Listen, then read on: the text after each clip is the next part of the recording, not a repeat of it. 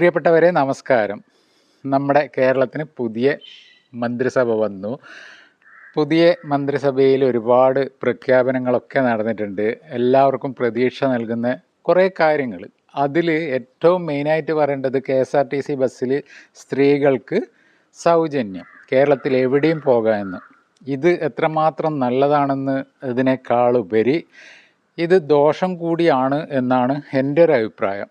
അഭിപ്രായ സ്വാതന്ത്ര്യം എല്ലാവർക്കും ഉണ്ടല്ലോ. അപ്പോൾ എൻ്റെ ഒരു അഭിപ്രായം ഇത് നല്ലതിനേക്കാളും കൂടുതൽ ദോഷമായിരിക്കും ചെയ്യുന്നതെന്നാണ് എൻ്റെ ഒരു അഭിപ്രായം.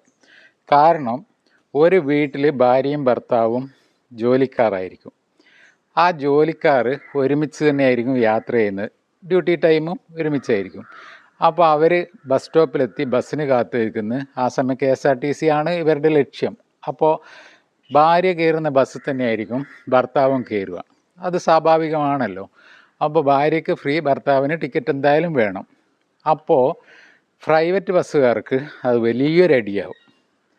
ഞാനും KSRTC ബസ്സിൽ വളരെ ചുരുക്കമാണ് യാത്ര ചെയ്യാറ്. വല്ല പാലക്കാടോ ഇങ്ങനെയൊക്കെ പോകുമ്പോൾ ചിലപ്പോൾ പോകാറുണ്ട് എന്നല്ലാണ്ട് എനിക്ക് ഇവിടുന്ന് കണ്ണൂർ പോകാനും മട്ടന്നൂർ പോകാനും ഇരിട്ടിയിൽ പോകാനും ഒക്കെ ഞാൻ ആശ്രയിക്കുന്നത് പ്രൈവറ്റ് ബസ്സിനാണ്. അപ്പോൾ ആ പ്രൈവറ്റ് ബസ്സിന് നല്ലൊരു അടിയായിരിക്കും ഈ ഒരു സംഭവം. പിന്നെ വേറൊരു കാര്യം എന്ന് പറഞ്ഞാൽ, ഈ സ്ത്രീകൾക്ക് ഫ്രീ എന്ന് പറയുന്നതിലുപരി ഒരു 60 വയസ്സ് കഴിഞ്ഞ് സ്ത്രീ പുരുഷ ഭേദമന്യേ എല്ലാവർക്കും ടിക്കറ്റ് ഫ്രീ എന്നുള്ള പ്രഖ്യാപനമാണെങ്കിൽ ഒരുപാട് ജനങ്ങൾക്ക് അത് ഉപകാരമായിരിക്കും. അതുപോലെ തന്നെ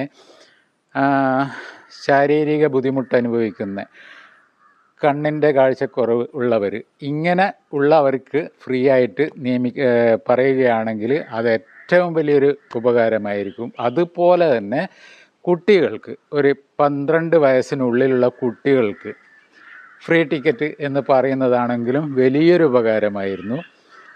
അപ്പോൾ ഈ ഒരു പ്രഖ്യാപനത്തോട് എന്തോ എനിക്ക് അങ്ങനെ സപ്പോർട്ട് ചെയ്യാൻ തോന്നുന്നില്ല. പല കാരണങ്ങളുണ്ടല്ലോ. പ്രൈവറ്റ് ബസ്സുകാർ പിന്നെ എന്തിന് ബസ് ഓടുന്നു, അപ്പോൾ അങ്ങനെയുള്ള ഒരുപാട് കാര്യങ്ങളുണ്ട്. അതേപോലെ തന്നെ 60 വയസ്സ് കഴിഞ്ഞ സ്ത്രീ പുരുഷ ഭേദമന്യേ ഉള്ളവർക്ക് ഫ്രീ ടിക്കറ്റ് കൊടുത്താൽ അതായിരിക്കും ഏറ്റവും നല്ലതാണ് എന്നാണ് എൻ്റെ അഭിപ്രായം. അതേപോലെ തന്നെ അംഗപരിമിതിവർക്ക് അവർക്കും ഫ്രീ ആയിട്ടുള്ള ടിക്കറ്റ്.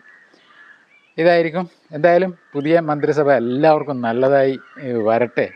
അതിനെക്കൊണ്ട് ഒരുപാട് സാധാരണക്കാരായ ജനങ്ങൾക്ക് ഉപകാരപ്രദമാകുന്ന ഒരു ഭരണമായി മാറട്ടെ എന്ന് ആശംസിക്കുന്നു.